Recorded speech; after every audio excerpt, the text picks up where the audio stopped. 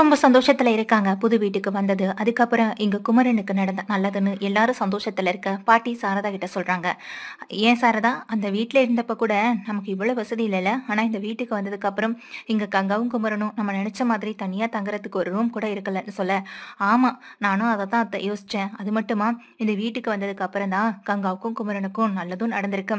இனிமே வாழ்க்கையில அடுத்தடுத்த அடி வெற்றியை நோக்கி தான் போகப் போறாங்கன்னு" சொல்ல, "ஆமாக்கா, உண்மையிலே இது உனக்கு ராசியான வீடுதான்க்கான்னு" சொல்ல, இதை கேட்டு கங்கா சந்தோஷப்பட்டாலும் எங்க காவேரியை நினைச்சு புலம்பதான் செய்றாங்க. குமரன் கிட்ட காவேரியை பத்தி புலம்புறது மட்டும் இல்லாம, இங்க நம்ம காவேரிக்கு ஏதாவது ஒரு வழி ஏற்பாடு பண்ணி கொடுக்கணுங்கன்னு சொல்றாங்க. என்னதான் கங்கா பண்றது, யோசிக்கலாம். நான் அதுக்காக காவேரி அப்படியே விட்டுற மாட்டேன். காவேரிய நான் என்னைக்குமே என்னுடைய ஒரு மகளா தான் நானும் பாப்பேன் அப்படின்னு சொல்றாங்க. எனக்கும் புரியுதுங்க, நீங்க நம்ம குடும்பத்து மேல எவ்வளவு அன்பு அக்கறையா இருக்கீங்கன்றத நான் புரிஞ்சுக்கிறேன்னு சொல்ல, ஆமா கங்கா, இன்னொரு முக்கியமான விஷயம், என்னைய சீரியல்ல நடிக்க சொல்லியிருந்தாங்களா, நான் ஒரு சீரியல் நடிச்சிட்டு இருந்தேன்ல, அதுல ஏதோ ஒரு கால் பண்ணி நாளைக்கு வர சொல்லியிருக்காங்க. என்ன ஏதுன்னு போய் பார்த்தா தான் தெரியும் கங்கான்னு சொல்ல, நல்லதே நடக்குங்க. நல்ல மாதிரியா யோசிச்சுட்டு போகலாம் அப்படின்னு சொல்லிட்டு இருக்காங்க கங்காவும். அடுத்த நாள் காலையில எங்க குமரனும் ரொம்ப அவசரமா கிளம்பி போக இதை பார்த்துக்கிட்டே இருக்காங்க எங்க விஜயும். விஜய் பக்கத்திலேயே ஒரு வீடு எடுத்து தங்குறது மட்டும் இல்லாம இங்க நடக்கிற ஒவ்வொரு விஷயத்தையும் நோட்டம் விட்டுட்டு இருக்காங்க. அப்போ குமரன் கிளம்பி வெளியே போறதையும் பார்த்துட்டு இருக்காங்க. நான் சொன்ன மாதிரியே குமரன் இப்போ இங்க ஷூட்டிங் ஸ்பாட்டுக்கு போறாரு. அது அவருக்கு ரொம்ப பெரிய சந்தோஷத்தை கொடுக்க போகுது. இனிமே அவர் அந்த சீரியல்ல ஹீரோவா நடிக்க போறாரு. இன்னும் 2 சீரியல்ல ஹீரோவா கமிட் ஆகியிருக்காரு. இது எவ்வளவு பெரிய ஹாப்பியான ஒரு விஷயம் தெரியுமா அப்படின்னு ஏற்கனவே இங்க விஜய்க்கு தெரிஞ்ச இந்த விஷயத்தை நினைச்சு ரொம்ப சந்தோஷப்பட்டு பார்த்துட்டு இருக்காங்க. குமரனும் ரொம்ப ஆசையா இங்கிருந்து கிளம்பி சீரியல் ஷூட்டிங் நடக்கிற இடத்துக்கு போறாங்க. எங்க வீட்ல இருக்க கங்காவும் காவேரியும் பேசிக்கிட்டு இருக்க நேரம் காவேரி சொல்றாங்க, சரிம்மா, நம்ம அப்பளம்லாம் எடுத்து வைமா, நான் கொண்டு கொடுத்துட்டு வரேன்னு சொல்ல, என்னடி இந்த நேரத்துல நீ எங்க போக போற, வெயில் எப்படி சுட்டு எரிக்குது பாத்தியான்னு கங்கா சொல்ல, அம்மாவை இந்த நேரத்துல அனுப்ப முடியுமாக்கா, நான் என்னக்கா, எனக்கு வெயில்ல வேலை பார்க்கலாம் தெரியும், நான் போறேன், அம்மா நீ எடுத்து கொடுமான்னு சொல்ல, எங்க சொன்னா கேக்குறாளுங்க, இவளுங்க இஷ்டத்துக்கு தானே நடந்துக்கிறாளுங்கன்னு சொல்ல, அம்மா இந்த விஷயத்துலயாவது நாங்க சொல்றதை கேளுமா அப்படின்னு சொல்லி இங்க கங்காவும் காவேரியும் கேட்டுக்கிறதுனால, நான் வேணா காவேரி கூட போறேன், இன்னைக்கு தான் நான் அங்க போகலைல, ரெலர் ஷாப்பிங்கும் போகல, வேலையும் இல்லைல்ல, நான் இன்னைக்கு காவேரி கூட போறேன்னு கங்காவும் சொல்றாங்க. கங்கா காவேரி 2 பேருமே ரொம்ப தூரம் நடந்து போறாங்க. இத பார்த்துக்கிட்டு இருக்க விஜய் இந்த நேரத்துல என்ன பைய தூக்கிட்டு 2 பேரும் போறாங்க, அதுவும் அடிக்கிற வெயில்ல அப்படின்னு சொல்லி விஜய் பின்னாடியே ஒரு ஆட்டோலையும் ஃபாலோ பண்ணி போயிட்டே இருக்காரு.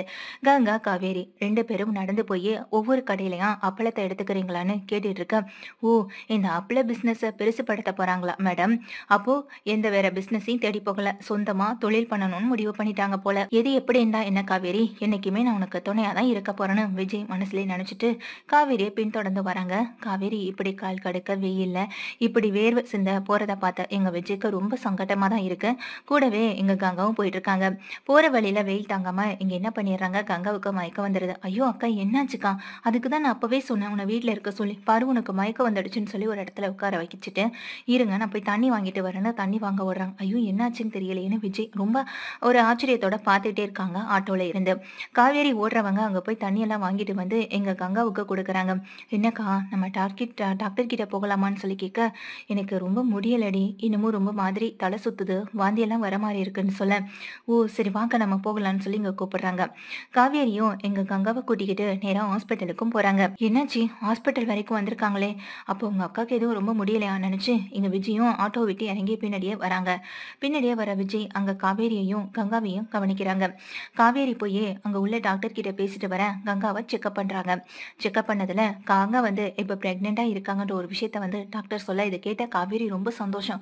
அக்கா, உன் வயித்துல இப்ப பாப்பா வளருதுக்கான்னு சொல்ல, இதை கேட்ட கங்காவுக்கும் ரொம்ப சந்தோஷம். காவேரி நீ என்ன சொல்றன்னு அதிர்ச்சியில கேட்க, ஆமாக்கா, நீ இப்போ பிரெக்னெண்டா இருக்க, இந்த விஷயம் மட்டும் மாமாவுக்கு தெரிஞ்சது உன்னை தூக்கி வச்சு சுத்தி கொண்டாடிடுவாரு, கொண்டாடி தீத்துருவாருக்கா அப்படின்னு சொன்னதுமே இங்க விஜய் அதை கேட்டு தூரமா நின்று கேட்டு சந்தோஷப்படவும் செய்றாங்க. குமரன் நீ சாதிச்சிட்டடா அப்படின்னு நினைச்சு எங்க மனசுக்குள்ளே சந்தோஷப்பட்டுக்கிறாங்க விஜயும். அப்போ இந்த விஷயத்த நம்ம அம்மாவுக்கும் வீட்டுல பாட்டிக்கும் ஃபோன் பண்ணி சொல்லட்டுமான்னு சொல்லி எங்க கங்காட்ட கேட்க, வேணாம் வேணாம், நம்ம வீட்டுல போய் இந்த விஷயத்த சொல்லுவோம், அவங்க முகத்துல வர சந்தோஷத்தை நானும் நேர்ல பார்க்கணும் அப்படின்னு ரொம்ப ஆசையோட இருக்காங்க.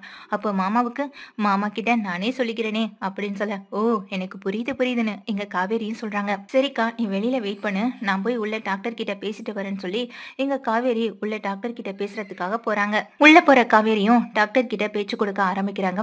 டாக்டர் அப்படின்னு சொல்லிட்டு கொஞ்ச நேரம் உள்ள டாக்டர் கிட்ட பேசிட்டு வெளியில ரொம்ப சோகமா முகத்தோட வெளியே வராங்க. என்னாச்சு, ஏன் ஏன் காவேரி மட்டும் இவ்வளவு சோகமா இருக்கான். அவளுக்கும் குழந்தை மேல ஆசை வந்துடுச்சோ, அக்கா பிரெக்னெண்டா இருக்காங்கன்னு தெரிஞ்சதும் நம்மளுக்கும் குழந்தை பிறக்கும், இல்ல எப்ப பிறக்கும்னு ரொம்ப கவலைப்படுறாளோ. அதுக்கு என்ன காவேரி, நீயும் நானும் சீக்கிரமா ஒண்ணு சேர்ந்துட்டா நமக்குன்னு ஒரு குழந்தை பிறக்க தான் போகுதுன்னு மனசுக்குள்ளே நினைச்சிட்டு காவேரி படுற கஷ்டத்தை தூரமா இந்த பார்த்துட்டே இருக்காங்க. சரின்னு சொல்லி காவேரியும் பின்னாடியே போயிடுறாங்க. இதுக்கப்புறம் உள்ள போற விஜய் அங்க டாக்டர் கிட்ட பேசுறாங்க. ஆமா டாக்டர், இப்ப வந்துட்டு போனாங்கல்ல அவங்க என்னுடைய ஒய்ஃப் தான் அப்படின்னு சொன்னதும், ஓ அவங்க தான் உங்களுடைய ஒய்ஃபான்னு சொல்லி கேக்குறாங்க. ஆமா டாக்டர், முதல்ல அவங்க அக்கா பிரெக்னெண்டா இருக்காங்க இல்லையா அப்படின்னு சொல்லி கேட்க, ஆமா அந்த பொண்ணு பிரெக்னெண்டா இருக்கு. ரெண்டாவதா என்ன பார்க்க வந்த பொண்ணு காவேரியா, அவங்க தான் உங்க ஒய்ஃப்னு சொன்னீங்கல்ல, அவங்களும் பிரெக்னெண்டா தான் இருக்காங்க அப்படின்னு சொன்னதும், என்ன டாக்டர் சொல்றீங்கன்னு அதிர்ச்சியில விஜய் இங்க டாக்டர் கிட்ட கேட்க, ஆமா விஜய் சார், இங்க உங்க ஒய்ஃப் காவேரி பிரெக்னெண்டா தான் இருக்காங்க. அந்த விஷயத்த உங்ககிட்ட சொல்லலையா என்ன அப்படின்னு சொல்லி கேட்க, இங்க எதுவுமே தெரியாம அதிர்ச்சியில நிக்கிறாங்க. விஜய் எங்க காவேரி தாங்கிட்டு இந்த விஷயத்த சொல்லாம போனதை நினைச்சு வருத்தப்பட்டு நிக்கிறாங்க. டாக்டர் சொல்றாங்க, ஆமா இப்போ பேபி எப்படி இருக்கு, காவேரி எப்படி இருக்கான்னு சொல்லி கேட்க, ஒன்றும் பிரச்சனை இல்லை, ஹெல்த்தியா சாப்பிடணும். இந்த மாதிரி வெயில அங்க இங்க அலையாம இருந்தாலே போதும், அவங்க ஹெல்த்தியா சாப்பிட்டு வீட்டில் ரெஸ்ட் எடுத்தாலே போதும், அவங்க நல்லா இருப்பாங்க அப்படின்னு சொல்றாங்க டாக்டர்ஸும். சரி, இந்த விஷயம் வீட்டில் வேற யாருக்கும் தெரியக்கூடாதுன்னு வேற சொல்லிட்டு போறாங்க. ஏன், என்ன ஏதுன்னு கேட்டதுக்கு, இந்த விஷயத்துல எங்க அக்கா கிட்ட கூட சொல்ல வேணாம், தொடர்ந்து செக்கப்க்கு ஒருவேளை அக்கா இங்கதான் வரணும்னு சொல்லுவான், வந்தா கூட அவகிட்ட இந்த விஷயத்த பத்தி நீங்க சொல்ல வேணாம், இந்த விஷயம் இப்போதைக்கு வீட்டுக்கு தெரிய வேணாம், பொறுமையா என் ஹஸ்பண்டுக்கு தெரியப்படுத்தினதுக்கு அப்புறம் நான் சொல்லிக்கிறேன்னு சொன்னாங்க. இப்போ நீங்க உண்மைதான் தெரிஞ்சு வந்து கேக்குறீங்களேன்னு சொல்ல, டாக்டர் அது ஒரு பெரிய விஷயம், நான் வந்தது கூட அவளுக்கு தெரியாது, ஆனா நீங்க சொன்ன விஷயத்தை கேட்கும்போது ரொம்ப சந்தோஷமா இருக்கு. அவ சொன்ன மாதிரியே நீங்க நடந்துக்கோங்க, எனக்கு இந்த விஷயம் தெரியும்னு நீங்க காட்டிக்க வேணாம். அவங்க வீட்ல இருந்து வந்தாலும் இந்த விஷயத்த நீங்க அவங்க கிட்ட சொல்லவும் வேணாம். அவங்கள பொறுத்த வரைக்கும் அவங்க மூத்த பொண்ணு கங்காவே பிரெக்னெண்டா இருக்க மாதிரி இருந்துட்டு போகட்டும் அப்படின்னு சொல்றாங்க. சரிங்க சார், நீங்க சொல்ல வேணாம்னு சொன்னதுக்கு பிறகு நாங்க எதுக்காக சார் இதை வெளியில போய் சொல்ல போறோம்னு சொல்லிடுறாங்க.